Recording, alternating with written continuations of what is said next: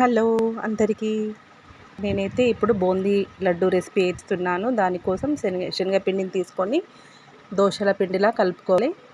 ఇలా కలుపుకున్న తర్వాత నేనైతే ఆయిల్ పెట్టుకొని బూందీ గరిటతో అయితే బూందీ చేసుకున్నాను. ఇలా బూందీ చేసుకొని పక్కన పెట్టుకొని దీనికి తగిన షుగర్ అంటే కేజీకి కేజీ పావు షుగర్ వేసుకొని పాకం అయితే పట్టుకున్నాను.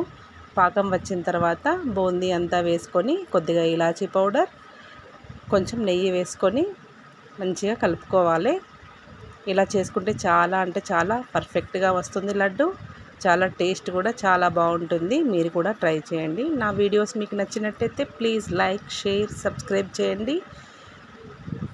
ఇలా మొత్తం కలిపిన తర్వాత నేనైతే బూందీ లడ్డు అయితే చేసుకున్నాను. చాలా అంటే చాలా టేస్ట్గా ఉన్నాయి. మీరు కూడా ట్రై చేయండి. Thank you everyone.